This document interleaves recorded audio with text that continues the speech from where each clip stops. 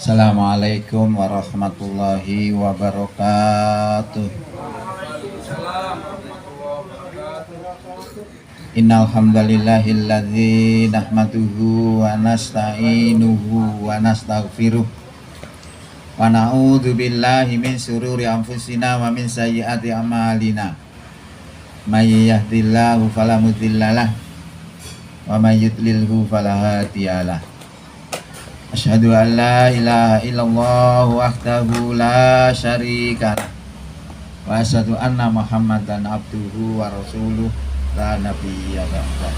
Allahumma sholli wa sallim wa barik ala Muhammad wa ala alihi wa sahbihi wa sallim ajma'in, amma ba'du. Hadirin para takziin rahimakumullah. Syukur alhamdulillah di malam hari ini kita bisa hadir dalam rangka bertakziah terhadap almarhum Bapak Haji Padi yang sudah meninggal kemarin lusa. Mudah-mudahan beliau diampuni oleh Allah SWT dan amal-amal baiknya diterima sebagai amal yang soleh di sisi Allah SWT. Pada hari ini permintaan dari Sokibul Musibah untuk mengisi kajian di tempatnya karena mungkin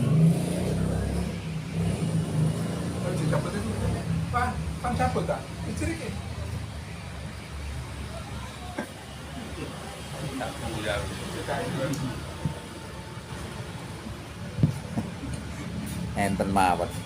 Lah apa sih dicabut iki?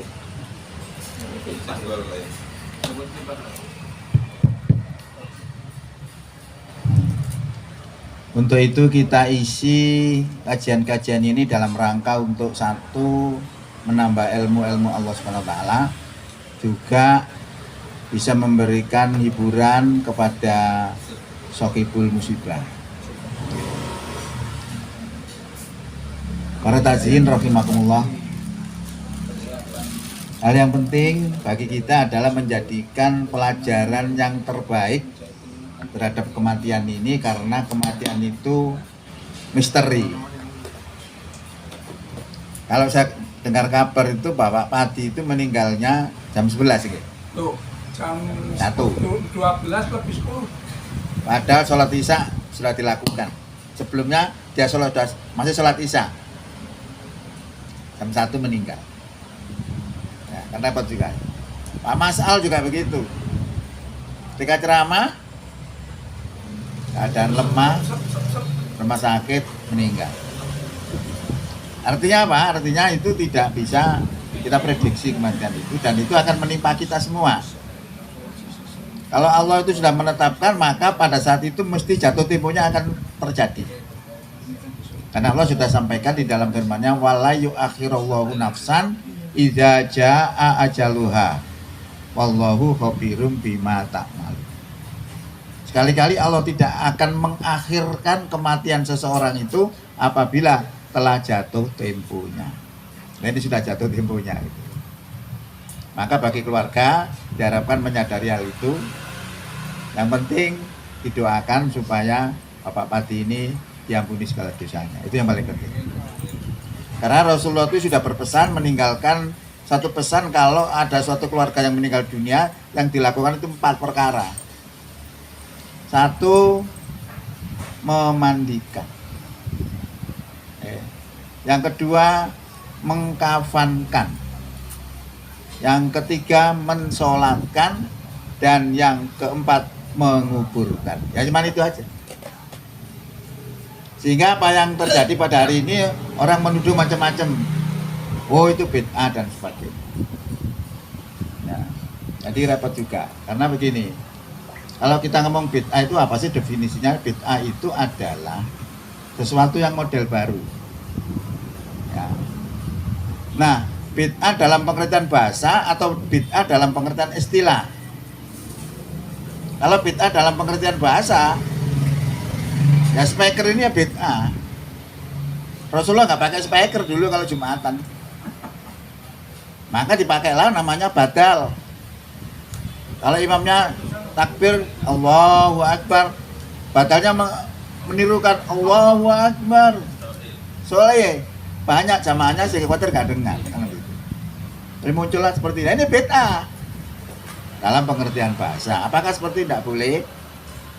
Nah, kita mengacu kepada sebuah definisi yang dipakai untuk menetapkan hukum. Apa saja boleh dilakukan kecuali dilarang. Ya udah kita begini ya juga enggak ada larangan ya enggak apa-apa. Begini. Enggak ada larangan ya enggak apa-apa. Kalau di masjid ini hanya enggak oleh.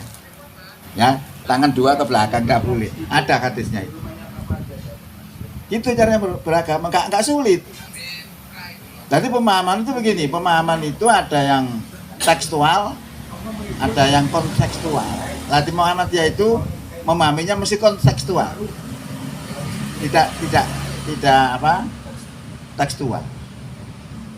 Seperti celana, ya celana itu nek di bawah mata kaki itu finar. Wih lo hadisnya, ya, sehingga disiar-siarkan siapa memakai celana di bawah mata kaki maka neraka. Lah kenapa Muhammadiyah tidak menetapkan di bawah mata kaki neraka? Apakah dia nggak ngerti hadis itu? Ngerti. Cuma pemahamannya lebih luas lagi. Karena ada seorang sahabat itu bertanya kepada Rasulullah ketika Rasulullah menyampaikan hadis itu tadi.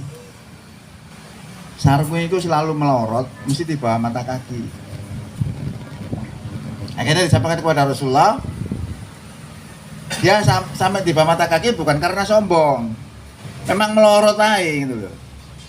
Rasulullah tidak mengatakan apa, tidak mengatakan finar, tidak masalah. Inilah yang dipakai Muhammadiyah sehingga menjadikan mata di bawah mata kaki itu kalau diniatkan tidak sombong ya tidak apa-apa. Nah kan beda pemahamannya. Jadi orang memberikan fatwa itu sebenarnya ada beberapa ilmu yang harus dikuasai. Namanya sampai tingkat mujtahid itu harus mempunyai beberapa ilmu. Nah kalau semua berfatwa akhirnya rusak. Ya, contoh aja seperti pemimpin perempuan. Ya, pemimpin perempuan itu yang bilang oh kau pemimpin perempuan. Muhammadiyah tidak menetapkan. Boleh. Pandangannya lebih luas lagi. Karena ayat-ayat yang dipakai untuk menetapkan bahwa pimpinan perempuan itu tidak boleh menggunakan surat An-Nisa ayat 34. Ar-rijalu qawwamuna 'alan nisa bima fadalallahu ba'dahum 'ala ba'd dan seterusnya itu yang menerangkan bahwa laki-laki itu adalah pemimpin daripada perempuan. Itu latar belakangnya laporannya keluarga kepada Rasulullah. Karena gegere rumah tangga dilaporkan akhirnya. Tadi bukan konteks nasional. Nah kan beda itu pemahaman. Ya. Nah begini-begini termasuk kalau saya melihat ini tidak pernah dilakukan Rasulullah. Oke. Apakah ada larangan? Kan begitu pertanyaannya. Kalau ada larangan ya tidak apa-apa. Saya begini ada larangan ya tidak apa-apa. Kan begitu. Ya makanya saya sendiri itu saya merasa juga belum mencapai derajat mujtahid, saya nggak banyak komentar. Tapi ngerti yang dipahami orang-orang itu. Karena kontekstual. Tekstual. Jadi ini bid'ah. Kalau kita ngomong bid'ah ya banyak. Quran itu bid'ah. Kemudian nggak ada karokat, sekarang dikasih karokat. Lu kok kendel-kendel kayak karokat? Nggak ada yang protes itu bid'ah, nggak ada. Gitu. Terawih itu bid'ah. Sing ngomong siapa? Umar bin Khattab. Rasulullah tidak pernah melakukan terawih berjamaah. Karena terawih itu adalah sholat malam yang dilakukan di bulan Ramadan. Itu disebut terawih. Ya, banyak kita ngomong bid'ah semua dalam apa? Dalam pengertian bahasa atau dalam pengertian istilah. Kalau Allah sudah menetapkan misalnya sholat maghrib itu 3, kemudian kita menjadikan 2, bid'ah. Karena apa? Sudah ditetapkan. Kan gitu aja sebenarnya. Tapi nggak sulit. Nah sekarang saya beri contoh orang yang melakukan sesuai contoh, tapi finar, Nih apa sih? Sesuai contoh tapi finar. Ada seorang bernama Kotsman, itu orang Madinah ya. Ikut perang dengan Rasulullah. Nek pahala memang perang itu luar biasa. Disebutkan dalam Quran surat 3 ayat 169 itu sing sopone mati iku ojo dianggap iku mati. Bahwa mereka itu hidup bahkan mendapatkan rezeki. Quran surat 3 ayat 169. Bisa dicek. Lah Kotsman ini dalam peperangan akhirnya meninggal dunia. Nah, para sahabat itu seneng dilulukan karena ahli surga. Karena tanpa hisab. Ya. Tapi setelah Rasulullah mendengar itu apa yang kata Rasulullah? Dia fitnah. Bingung dia.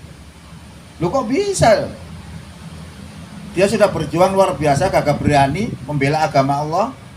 Oh mati kata Rasulullah, finar itu apa itu? Akhirnya diterangkan oleh Rasulullah. Ternyata Kotsman tadi matinya bukan mati dibunuh musuh, tetapi mati bunuh diri. Karena dia waktu perang itu mendapatkan luka yang serius. Kemudian dia tidak tahan dengan sakitnya itu, lalu diambil pedang, ditancapkan ke dadanya supaya cepat mati. Jadi matinya Kotsman tadi bukan dibunuh musuh, tetapi karena bunuh diri. Ya.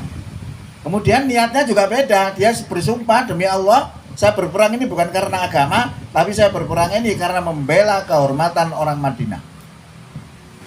Ya Pak, niatnya sudah nggak benar. Padahal dia melakukan sesuai dengan petunjuk Allah Rasulnya. Perang fisabilillah. Benar.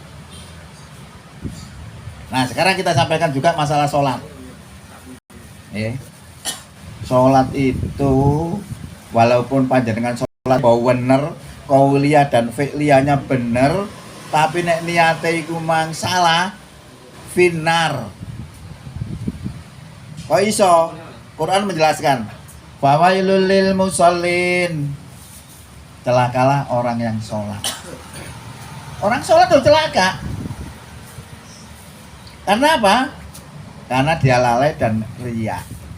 Riya itu pamer kepada manusia, bukan lillahi ta'ala, tetapi karena manusia atau karena yang lainnya, bukan karena Allah.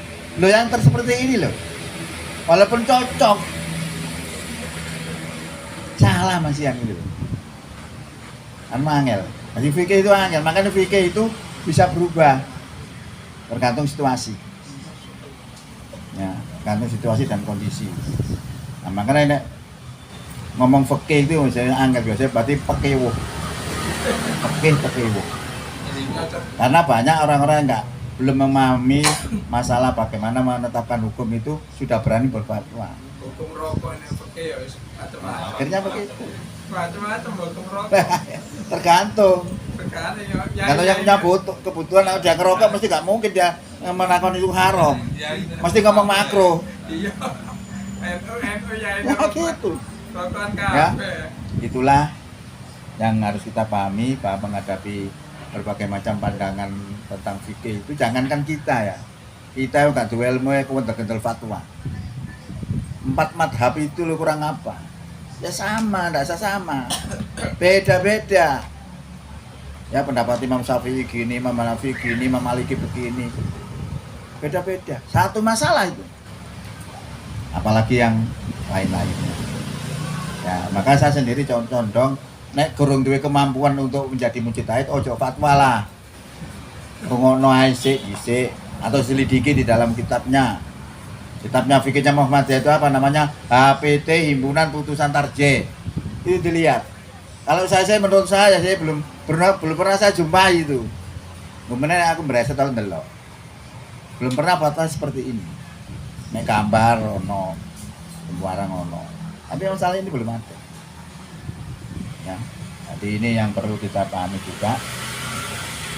Nah, ini sebenarnya akan kita sampaikan. Bahwa kenapa ini dilakukan karena nek gak kadang-kadang geleboni wong. Kayak seperti di Dunguali itu ada tokonya Muhammadiyah. Toko Muhammadiyah Jos. mati sing Muhammad Jakarta sing teko. Nah, grup mereka datang yang melakukan yang biasa dilakukan itu. Kan repot juga. Jadi tergantung niat kita sebenarnya. Masuk bener ya apa niatnya salah gak bisa diterima. Nah, sama dengan kita bisa melakukan sesuatu salah tapi niatnya juga nggak bener ya tambah gak diterima. Gak diterima sebagai amal ibadah. Kan itu sebenarnya yang harus kita perhatikan. Jadi yang penting sebenarnya adalah dalam beragama itu harus mengerti prinsip-prinsip dalam beragama atau mengerti standarisasi dalam beragama. Standarnya apa? Satu, jangan syirik. Agama itu nomor satu, tauhid. Jadi dari Adam sampai Nabi Muhammad yang diajarkan cuma satu, bertuhan satu, tauhid. Tapi syariatnya bisa berubah. Contoh, saniki nek kapane nikah mbek dulur kandung melanggar. Amane zaman Nabi Adam nggak apa-apa. Karena apa logikanya? Lu nggak ada orang kok. Ada Rabi besok apa kata ini? Berarti syariat itu menyesuaikan kondisi manusia. Nah, kondisi manusia sekarang yang cocok itu udah ada Quran. Nah, seperti itu. Jadi tetap jangan melakukan syirik. Lawannya tauhid itu udah ada syirik. Kalau di Muhammadiyah terkenal dengan namanya memberantas penyakit TBC, takhayul, bid'ah dan khurafat. Tapi ini sebenarnya tidak begitu dalam. Tapi dipahami oleh orang lain itu seperti itu. Takhayul, bid'ah dan khurafat. Takhayul dan khurafat ini masuk jenis-jenis syirik. Nah, bid'ah tadi ya begitu. Membuat suatu undang-undang dalam agama yang baru. Kalau misalnya ya, Allah dan Rasulnya sudah menetapkan nek zakat itu 2,5%. Terus apa dhewe gawe 10%. Bid'ah apa enggak itu? Halo? Allah dan Rasulnya sudah menetapkan 2,5%. Kemudian kita menetapkan 10%. Ya bid'ah itu jelas. Siapa yang melakukan itu? Ada. Ya itu jelas bid'ah, sudah ada undang-undangnya.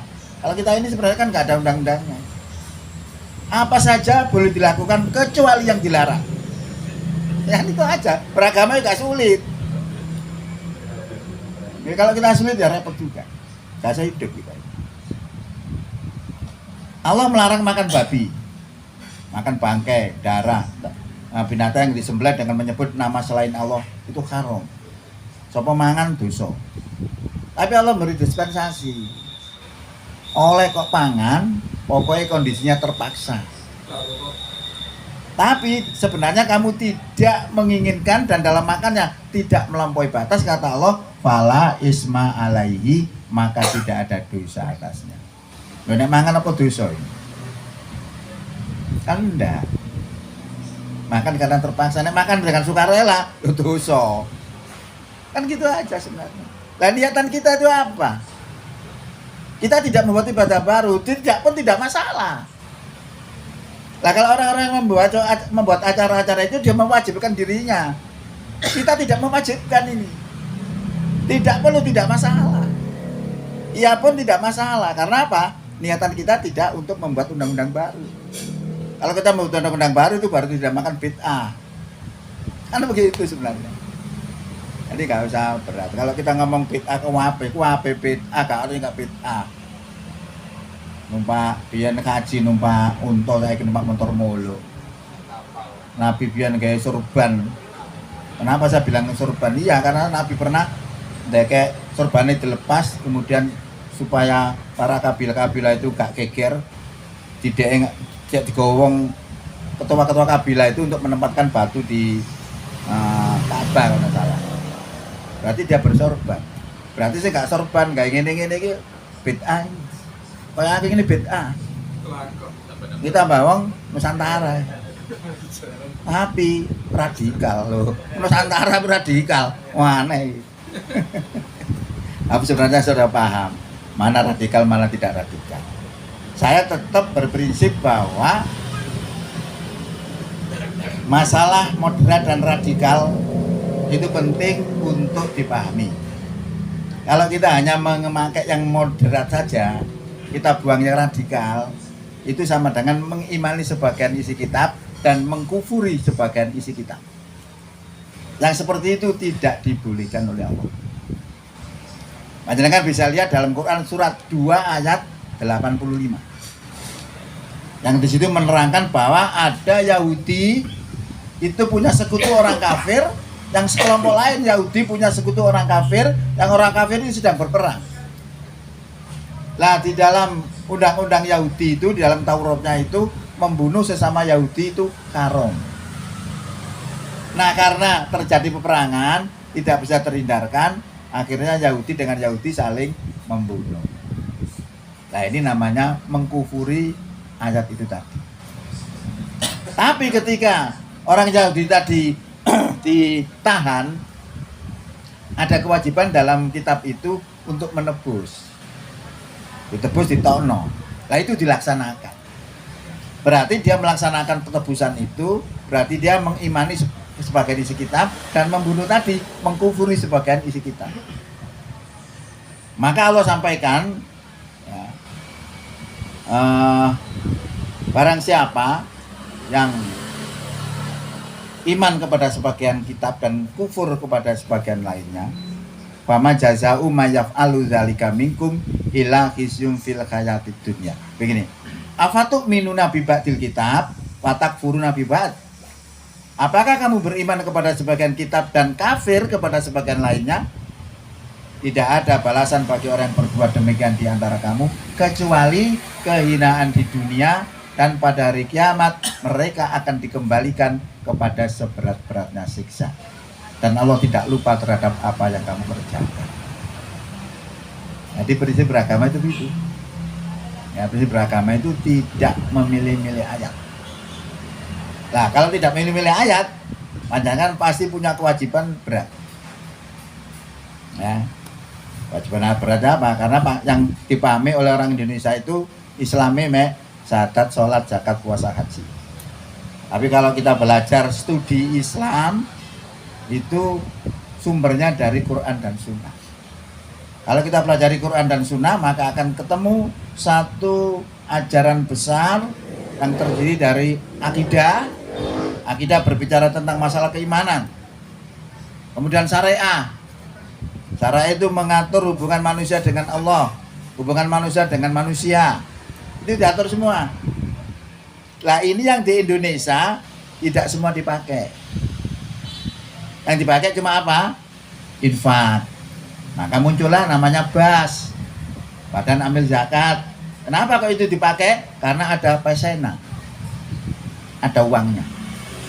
Yang masalah-masalah hukum tidak mau, karena akan kena dia. Kalau misalnya hukum-hukum korupsi, hukum mencuri, bagaimana? Dia tidak akan mau. Karena kalau itu dipakai, dia akan kena. Karena akan dipotong tangannya. Maka itu dikufuri. Yang lain diimani. Itu kan terjadi di Indonesia. Nah, contoh yang terbaik Islamnya siapa? Contoh yang terbaik adalah Islamnya Rasulullah. Laqad kana lakum fi Rasulillahi uswatun hasanah. Sungguh ada pada diri Rasulullah itu contoh suri tauladan yang baik. Nah, bagaimana Islamnya Rasulullah? Islamnya Rasulullah itu acuannya adalah Quran. Nah, dalam Quran isinya moderat juga radikal. Nah, ini harus dipahami. Dan itu yang diterapkan oleh Rasulullah semua. Contoh ayat-ayat radikal. Ya ayuhan nabi, nabi, haridil alal mu'minin. Kobarkan semangat perang bagi orang-orang yang beriman. Apakah ini bukan radikal? Radikal itu. Nah, kalau kita milih-milih saja bagaimana? Makanya yang penting bagi kita itu pemahaman tentang Islam itu bagaimana kita menerapkan radikal dan bagaimana kita menerapkan moderat. Kita harus ngerti. Ketika kita nggak ngerti, sama saja walaupun kita mengimani kepada yang radikal. Contohnya sudah banyak. Melakukan radikal tebal. Nggak pernah menang umat Islam itu sejak dulu. Karena apa? Pemahamannya itu keliru. Ya, ayat-ayat perang ini dikira sebagai tujuan. Ayat-ayat perang ini adalah sebagai alternatif, bukan tujuan. Kalau kita menjadikan tujuan, berarti beda. Jadi ayat-ayat yang radikal itu tadi sebenarnya adalah sebuah ayat karena mengandung ilat. Mengandung ilat itu mengandung sebab. Sebabnya gak ono, gak bisa dilaksanakan. Contoh, orang mencuri, hukumannya apa? Potong tangannya. Mencuri dibagi lagi dua. Ada mencuri profesional, ada pencuri karena paceklik. Kalau pencuri profesional, potong tangan. Yang menerapkan gini justru orang kafir ya, orang di Cina itu nenek korupsi dibunuh itu. Makanya di sana jaya karena orang korupsi. Kalau kita kan enak, enteng, ya korupsi aja ngake. Ya. Nah kemudian lah pencuri yang karena terpaksa itu dimaafkan. Lalu mas ya agama Islam itu. Ya, jadi dilihat tergantung masalahnya apa, konteksnya kayak apa. Nah kalau sampai hari kiamat tidak ada larangan mencuri, masih hukum potong tangan ini sampai hari kiamat masih ada, tidak bisa diterapkan karena ilatnya tidak ada. Ilatnya itu sebab ya. Sebabnya potong tangan tadi karena mencuri. Lah ayat-ayat perang tadi juga ada ilatnya. Karena apa? Umat Islam didolimi. Nah kalau umat Islam didolimi turunlah ayat-ayat yang radikal tadi. Umpama gak ono sing dolimi, gak ono ayat perang itu. Karena tujuan Islam itu adalah kedamaian dunia sampai akhirat. Kemudian karena diganggu, karena dengan dakwah itu stabilitas politiknya menjadi goyang, lalu diperangi Rasulullah itu. Saat itulah Allah turunkan ayat-ayat yang radikal untuk membela diri. Jadi bukan tujuan. Nah, kalau misalnya ada orang seperti Saifuddin Ibrahim, wong Islam, iki lho ajaran teroris. Boleh wacan Quran surat 2 ayat 191. Mengajarkan teroris, tidak layak untuk manusia. Kita nggak ngerti loh lah lolo. Karena yang dibawa itu Quran. Kita nggak menguasai Quran, nggak bisa jawab. Paling meneng gremeng toh. Nah, kalau panjenengan tahu bahwa ada ayat yang khos, ada ayat yang am, bisa menjawab itu. Berarti orang yang membawa ayat itu tadi jelas orang itu nggak ngerti agama. Dikira itu harus diterapkan, tidak. Tergantung permasalahannya. Nah nanti sudah didolimi, ada syarat lagi. Syaratnya apa? Kualitas dan kuantitas. Kualitasnya harus sabar. Sabar ya apa sabar. Sabar bisa kita lihat bagaimana Tolut itu diuji dengan sebuah sungai dalam kondisi perang. Wong kapane perang melak lesu, diuji dengan sebuah sungai, nyabrang sungai gak oleh ngombe kecuali sak cibukan. Akhirnya nyabrang temen sing gak sabar ngombe sak akeh-akeh. Teko pinggir tangkis sing sitoke lemes, ganti kekuatan. Sing ngempet mek Didi mang kuat. Lah sing Didi ini bisa mengalahkan orang yang banyak. Lu kesabaran sampai seperti itu. Kami fiatin qalilatin golabat fiatan kasirotan biinilah. Berapa banyak golongan yang sedikit bisa mengalahkan golongan yang banyak dengan izin Allah. Sabarnya seperti itu. Kuantitasnya, jumlahnya juga Allah sudah tetapkan di dalam Quran surat 8 ayat 65. Begini bunyinya.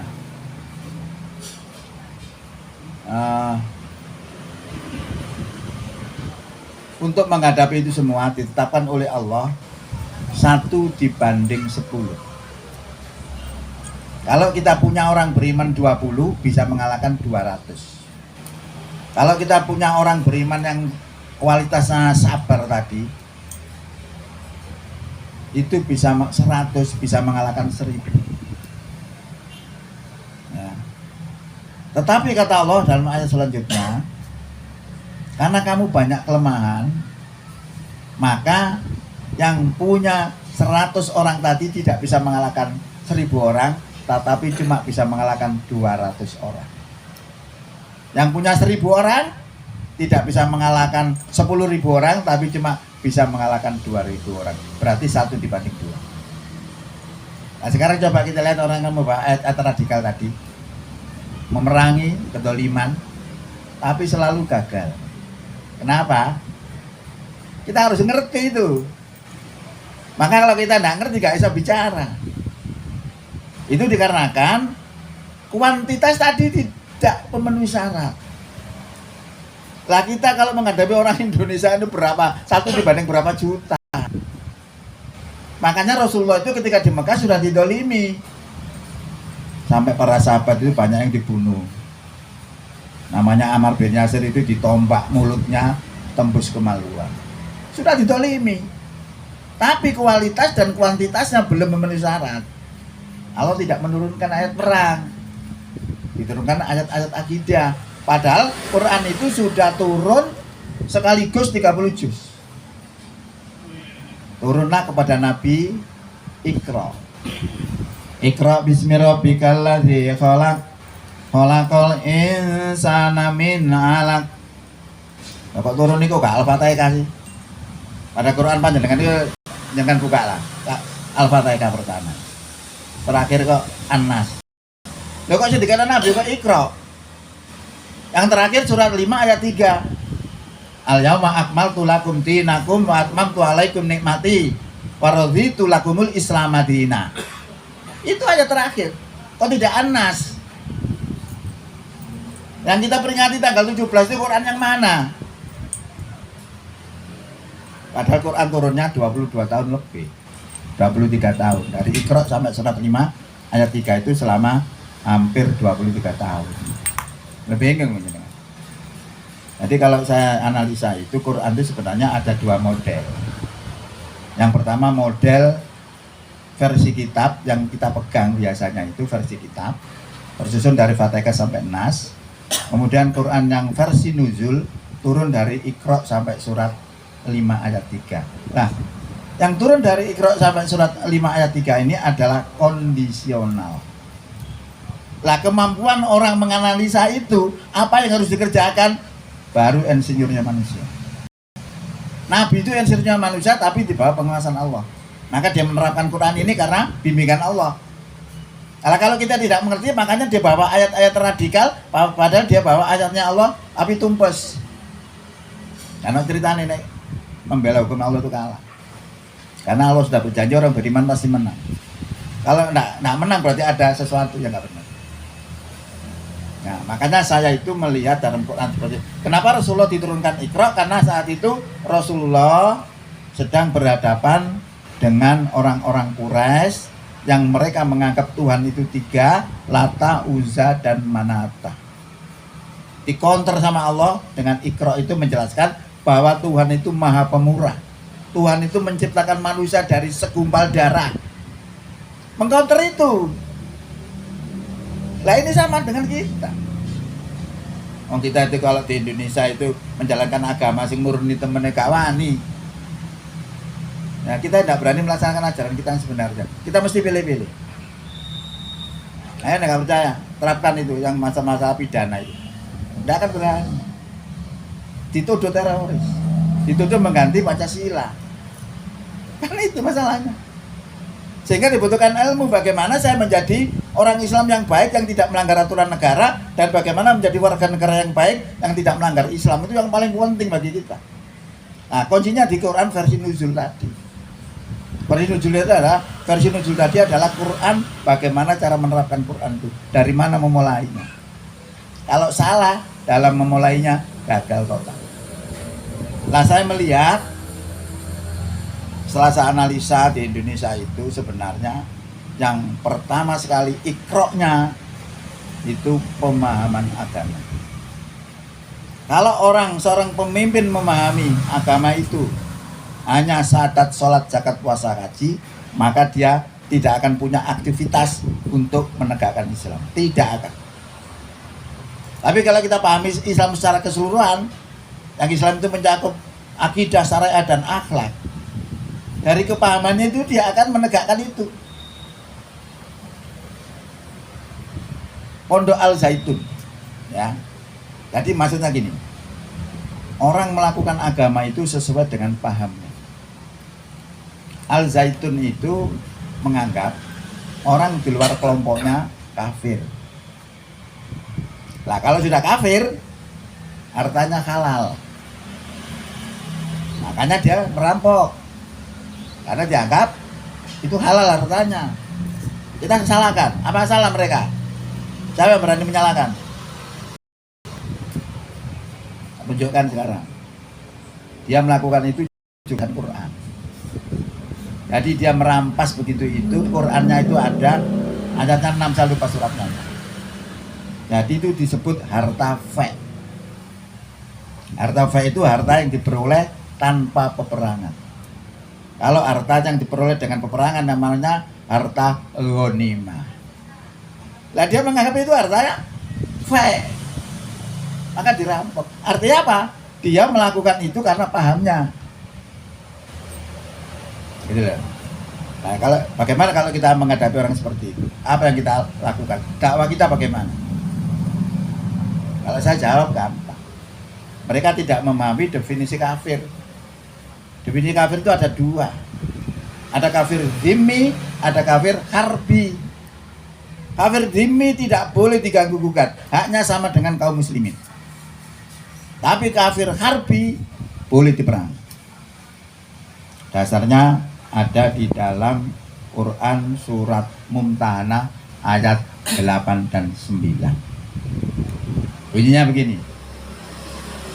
La yanhakumullahu 'anil ladzina lam yuqatilukum fid dini wa lam yukhrijukum min diyarikum antabarruhum wa tuqsitu ilaihim innallaha yuhibbul muqsitin. Sesungguhnya Allah tidak melarang kamu untuk berbuat baik dan berlaku adil kepada orang kafir yang tidak memerangi kamu karena agama dan tidak mengusir kamu dari kampung halamanmu. Allah cinta kepada orang yang berbuat adil. Boleh kita berbuat baik kepada orang kafir yang pasif, kafir yang tidak memusuhi kita. Apa yang dipahami oleh orang-orang Zaitun tadi, gak peduli, pokoknya kafir diambil hartanya. Di situ kesalahannya. Lah yang boleh diperangi itu sebenarnya kafir harbi, kafir yang mengganggu umat Islam. Ya. Innama yanha kumullahu anil ladina qatalukum fid dini wa akhrajukum min diyarikum wa dhaharu ala ikhrajikum antawalahum wa mayatawalahum faulaika humud dzalimun. Sesungguhnya Allah hanya melarang kamu untuk menjadikan mereka itu teman adalah orang-orang kafir yang memerangi kamu karena agama dan mengusir kamu dari kampung halamanmu dan mereka membantu di dalam pengusiran kamu. Barang siapa berbuat demikian, maka mereka adalah orang-orang zalim. Ini definisi hubungan orang Islam dengan non-Muslim. Nah, kalau kita panjangkan ngapal ayat itu, panjangkan ngomong mesti bisa. Nanti kita penuhi otak-otak kita itu dengan pemahaman Islam. Ayat-ayat penting kita hafalkan. Sehingga tapi apa karena masalah dijelaskan. Nah, Saifuddin ngomong gitu loh, ayat Quran gitu loh. Ayatnya nggak ngena ini, nggak cocok mbak. Kemanusiaan. Nah kita bisa jawab karena kita menguasai. Ya, itu banyak. Maka saya katakan bahwa ikro kita pemahaman Islam. Kalau sudah Islam itu dipahami, ketika dia jadi pemimpin, pasti dia akan menggerakkan apa yang dipahami. Itu sudah pasti. Ya. Nah, menciptakan yang seperti itu sekarang ini memang banyak musuhnya. Sekarang saya tunjukkan lagi ya. Ada corak radikal. Tadi indikator kita sebagai orang beriman, sebagai orang takwa, itu sudah dijelaskan oleh Allah bermacam-macam kondisi. Salah satu karakter. Karakter ini ada, panjenengan bisa lihat dalam Quran surat Mujadilah ayat 22. La tajidu qauma yu'minuna billahi wal yaumil akhiri yuwaduna man khatallaha wa rasulahu walau kanu aba'ahum au abna'ahum au ikwanahum au asyiratahum ulaika kataba fi qulubihimul iman wa ayyadahum bi ruhim minhu wa yudkhiluhum jannatin tajri min tahtihal anharu khalidina fiha radhiyallahu anhum wa radu'an ulaika hizbullah ala inna hizballahi humul muflihun. Kamu tidak akan mendapati satu kaum yang kaum itu beriman kepada Allah dan hari kemudian akan berkasih sayang kepada penentang-penentang Allah dan Rasulnya. Penegasan Allah. Jadi orang beriman itu tidak akan mungkin berkasih sayang kepada penentang-penentang Allah dan Rasulnya. Walau mereka itu adalah bapak-bapak kita, anak-anak kita, saudara-saudara kita, kaum keluarga kita. Kalau mereka menentang Allah dan Rasulnya, maka kita tidak boleh berkasih sayang kepada mereka. Radikal loh ini. Tapi itu kata Allah, ulaika kataba fi qulubihimul iman. Mereka itu yang Allah tetapkan, tancapkan iman di hatinya. Loh, kayak ngono. Tidak ada yang melakukan di Indonesia. Nah itu dilakukan, kita mesti duduk radikal. Makanya sekarang ini ada gerakan-gerakan yang menghapus orang-orang yang dianggap radikal juga. Makanya dilemahkan agama itu, ojo nemen-nemen, ojo merasa paling benar, menggunakan ayat juga. Yang merasa gak oleh paling benar itu menggunakan ayat juga. Innalladzina amanu walladzina hadu wan nasara wasabiina man amana billahi wal yaumil akhir wa amila sholihan falahum ajruhum inda rabbihim wala khaufun alaihim wala hum yahzanun. Sesungguhnya orang-orang yang beriman, orang Yahudi, orang Nasrani, orang Sobiin, siapa saja di antara mereka yang beriman kepada Allah dan beriman kepada hari kiamat, falahum ajruhum inda rabbihim, maka pahalanya ada di sisi Tuhan mereka. Wala khaufun alaihim wala hum yahzanun, maka tidak ada kekhawatiran atas mereka dan mereka tidak bersedih. Jadi semua kelompok yang disebutkan tadi tidak ada masalah. Kalau panjenengan kepingin masuk surga, tidak harus masuk Islam. Quran itu terus dikonter mbek wong liyane. Wa may yabtaghi ghairal islami dina fala yuqbala minhu wa huwa fil akhirati minal khasirin. Barang siapa mencari agama selain Islam, maka tidak diterima dan di akhirat termasuk orang yang rugi. Loh, ayat ini mengatakan negara Islam tak benar. Apa yang tadi saya bacakan pertama tadi, boleh masuk segala macam, Allah tidak melarang. Bagaimana kita menjelaskan seperti ini? Nah, kita nggak pinter dengan agama. Maka jangan heran tahun 2015 ada orang hafal Quran 30 juz menjadi murtad. Gara-gara apa? Ya kontradiksi itu tadi. Maka dibutuhkan ilmu supaya tidak kontradiksi. Apa ilmunya? Itu disebut ilmu tafsir. Ilmu tafsir adalah ilmu untuk memahami ayat-ayat Allah. Kalau ilmu tajwid, ilmu untuk memahami supaya bisa membaca Quran. Kan begitu. Nah, jadi kita memang butuh ilmu-ilmu agama ini supaya kita itu tidak bingung. Sampai orang tadi menetapkan bid'ah sama aja. Karena mereka belum mencapai derajat mujtahid sudah berani berfatwa. Kacau sudah. Makanya kalau di NU itu tidak boleh orang melajari Quran itu nggak boleh sembarangan. Durung wayahe le. Kalau kita itu terjemahan Qurannya gak iso bani fatwa kok. Rusak akhirnya. Nah, kalau sudah seperti itu kita ikuti aja kitabnya. Itu maksud saya itu. Jadi itu adalah tentang ilmu-ilmu keislaman. Dan kembali lagi kepada masalah takziah ini, yang penting adalah keluarga ini bisa menyadari bahwa kematian itu pasti akan menimpa semua manusia. Kullu nafsin dha'iqatul maut. Jangan sampai nanti ketika kita meninggal dunia kemudian kita menyesal. Karena orang yang menyesal ketika meninggal dunia itu bukan orang yang dosa saja. Orang yang baik pun juga menyesal. Coba menyesalnya jadi beda. Kalau orang yang tentang infak aja yang kita anggap remeh, infak itu ternyata jadi masalah ketika meninggal dunia. Ketika diperintahkan oleh Allah untuk berinfak, kemudian dia mengabaikan, kemudian setelah mati dia tahu resikonya, dia menyesal, kepingin dihidupkan lagi di dunia ini supaya dia bisa berinfak dan dia menjadi orang soleh. Wa anfiqu mimma razaqnakum min qabli ayat ya akhatakumul maut wa yaqula rabbi laula akhartani ila ajalin qarib fa asaddaqu wa akum minas sholihin. Berinfaklah kamu sekalian sebelum salah satu dari kalian kedatangan mati. Jadi saya urip begitu kalau infak. Mengabaikan kemudian mati getun. Dia akhirnya ngomong, Robbi laula akhartani ila ajalin qarib. Tuhan, kenapa tidak engkau akhirkan saja kematian saya ini sampai waktu yang dekat, sehingga saya bisa bersedekah dan saya menjadi orang yang soleh.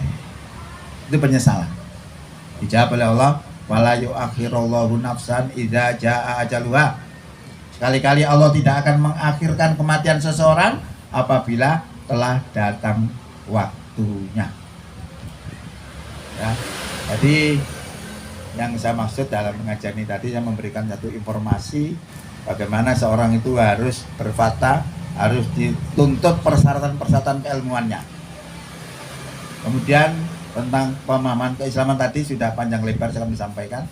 Kemudian untuk keluarga itu diharapkan bisa bersabar karena kematian pasti akan menjumpai kita semua.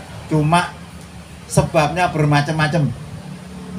Ada yang mati itu karena sakit, ada yang mati karena kecelakaan, ada yang mati karena sholat, macam-macam. Ada pas ceramah juga mati, banyak sekali. Karena sebab sudah jatuh tempo. Jadi yang penting adalah keluarga ini bisa mendoakan. Karena Rasulullah mengatakan begini, idza mata ibnu Adam, apabila mati anak Adam, ing kotoa amaluhu, pedot amali. Ila min salasin, kecuali perkara telu. Itu pertama apa? Amal jariah, amal yang selalu mengalir terus. Ini kalau kita melihat sejarah, ada yang amal jariah sampai sekarang itu 1400 tahun yang lalu sampai sekarang masih menghasilkan.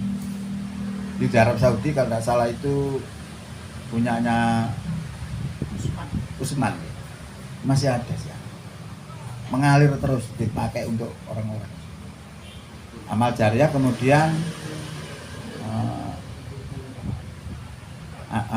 amal jariah, ilmu yang bermanfaat. Kita nurunkan ilmu, orang itu dipakai terus ilmunya, kita akan tetap mendapatkan pahala itu. Kemudian nomor 3 adalah anak yang soleh yang selalu mendoakan kepada almarhum. Itu yang pesan Rasulullah. Maka bagi kita seperti itu tadi, bahwa kematian itu suatu pelajaran yang luar biasa, satu guru yang luar biasa, bahwa kita akan mengalami seperti itu. Nah, kita persiapkan itu semua, karena saya pernah mendengar hadis dari Rasulullah itu, orang yang bisa mempersiapkan kematian sebelum datangnya kematian itu adalah orang yang hatinya kemasukan cahayanya Allah, nurullah. Rasulullah pernah bilang, orang yang hatinya kemasukan nurullah itu hatinya menjadi lapang dan tenang. Para sahabat bertanya, apa itu ya Rasulullah? Dia bilang, at-tajafu antaril hurul, orang itu menjauhkan diri dari dunia. Wal inabati ila daril khuld, orang itu kembali kepada negeri kelanggengan. Wal istidatu lil mauti qabla nuzul maut, mereka itu mempersiapkan mati sebelum datangnya kematian. Kita itu kadang-kadang sadar kalau kita akan mati, tapi persiapan kita kurang. Yakin saya. Makanya karena kurang itu, rasa beragama itu kurang. Fanatiknya nggak akan ada. Kalau kita kepingin beragama nikmat, cintanya kepada Allah harus lebih dari apa yang ada di dunia. Tapi itu tidak mudah. Itu bisa dilatih.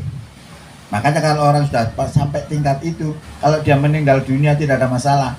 Karena justru dia berbahagia akan bertemu dengan kekasihnya. Karena dia cinta kepada Allah, Allah cinta kepadanya. Ini ilmu jeruk aja. Anak kita terapkan ini luar biasa.